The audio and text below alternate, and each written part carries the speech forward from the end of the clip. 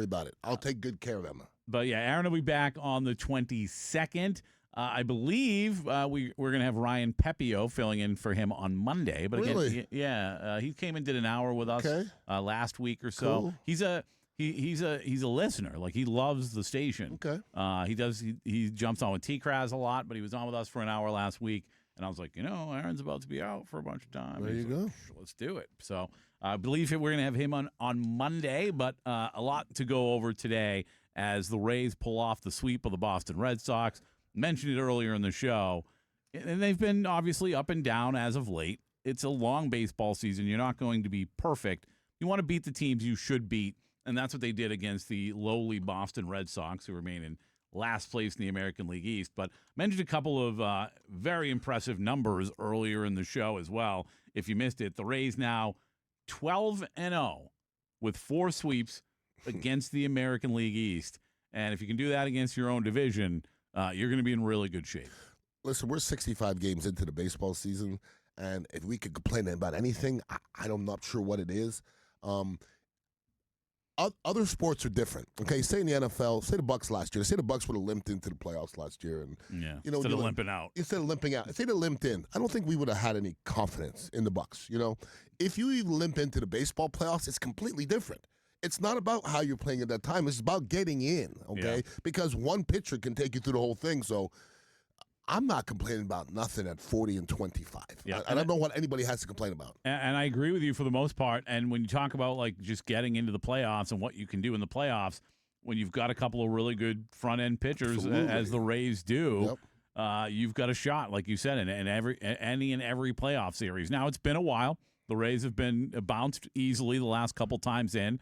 But I feel differently about this team's offense and what the bats are doing, because as much as this team's going to go as far as Junior Caminero and Yandy Diaz and Jonathan Aranda take them, they've also got more guys coming up with clutch hits than in some of the years recently where they've gotten into the playoffs and just fallen off the face of the planet offensively. So I'm confident with some of the guys like Ryan Valade and what he's been doing, and Williamson, what he's been doing. Like, they've got a lot of guys coming up with clutch hits.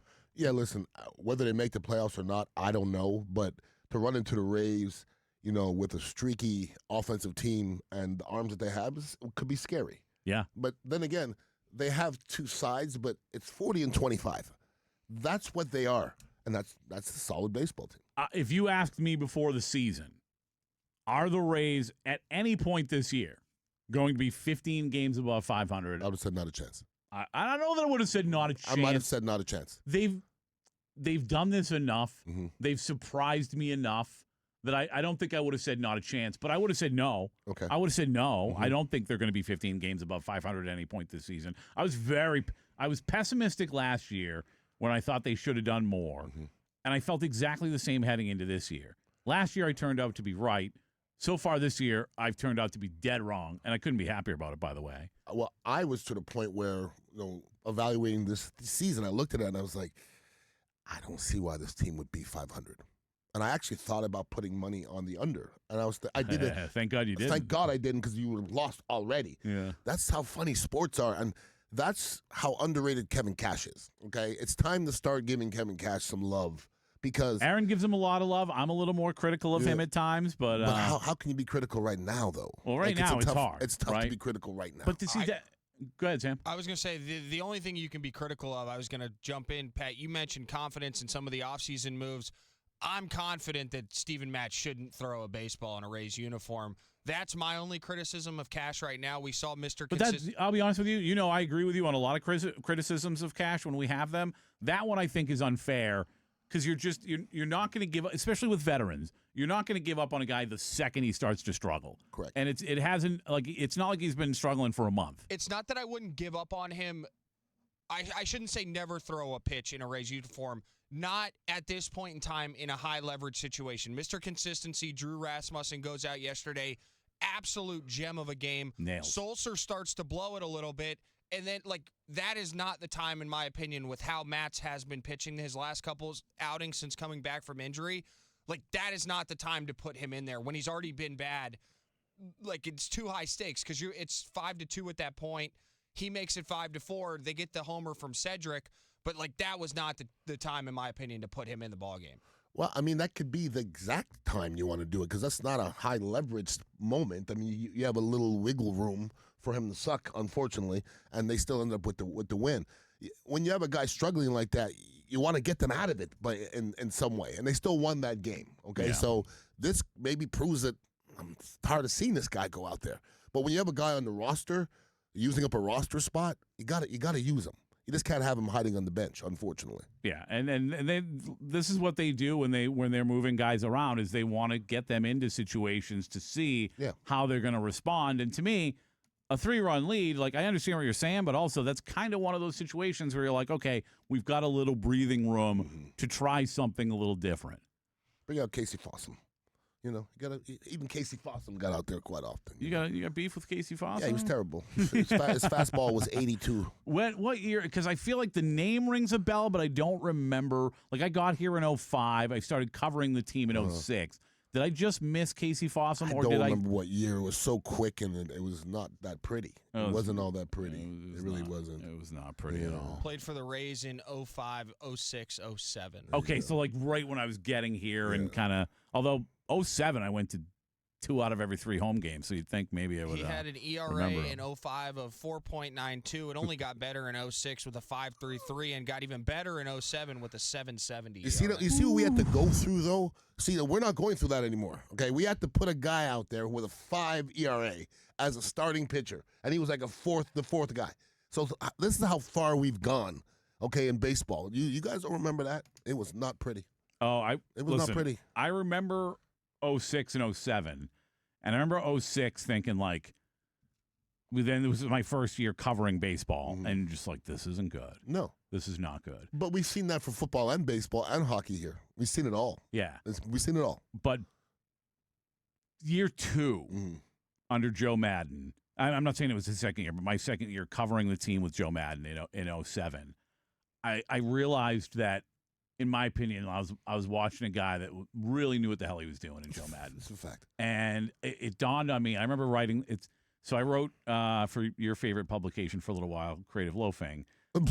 They decided they wanted to do sports for 5 minutes, and they decided that they wanted to have a sports editor who knew nothing about sports. Shocking. So you would literally take what I was saying and change what I was saying. Like change how I'm saying it all you want, because I'm not a good writer and I need to learn how to write better.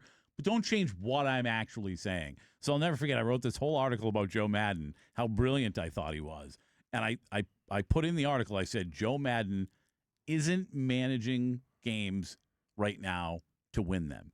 He's managing games right now to teach this team how to win. There's something about that. And they put in the article, the editor changed it so completely to say, people think that Joe Madden isn't managing to win. No, it's not the same thing. And I'm like, wait, no. I said he isn't. I'm not saying people think that. I'm saying, like, I think that. And I've never had the opportunity, like, I've talked to Joe a couple times. We've had him on the show. I've sat down with him. But it's never been the right opportunity for me to ask him that question directly. Like, was that the goal in 2007? Because I felt like there were moves that Joe Madden made in 2007. Like, in the moment, I thought, this move isn't about right now. This move is not about winning right now. This move is about teaching this team how to win in the future. And then I remember 2008, I thought it was a genius because I was doing a little Rays show over at my first radio station. And I said, you watch this team. Within a couple years, they're going to be fighting for a playoff berth. And then, of course, they were in the World Series that year, so I was way behind. Yeah, I was way behind. Well, Joe Madden, to me, is up on as high as he come as far as coaching in the Tampa Bay area.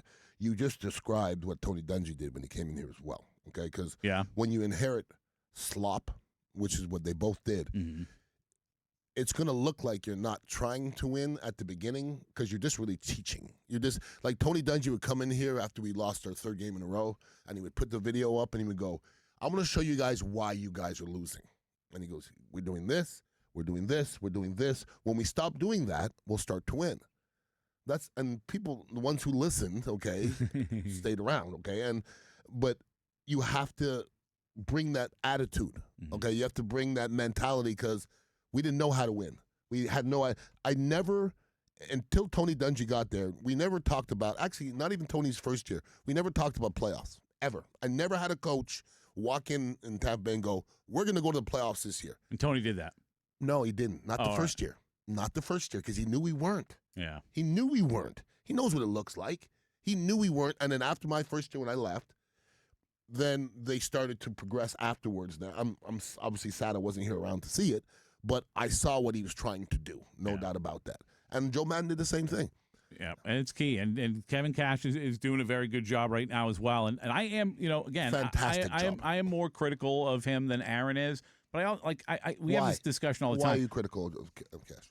There's certain things that I'm not in love with, the way he maneuvers the lineup, and I would like That's fair. To me, if you're batting anywhere near 200, I don't want to see you near the top of the lineup. Yeah, but it's tough when your payroll's so low, though. It's just the way it's going to happen. But he's had guys that are hitting further down the lineup and fight. There's just little things that I disagree with systematically, right? Like there's certain things that I just believe with all sports, and sometimes I don't even say I'm right about them all. It's just kind of like a weird thing that I have in certain things, and to me, a guy with Chandler Simpson's speed and ability should be at the top of the lineup, for instance. Okay. And so when he was hitting him at the bottom of the lineup, I'm like, we're wasting an opportunity to create crooked innings, because when that guy gets on, he creates havoc, right? There's little things. And to me, it's also part of why we love baseball, in my opinion, right? The fact that they play 162 games, the fact that they play almost every night, it's almost part of baseball, the ability to criticize Skipper the next day and say, here's what I think you should have done right. Here's what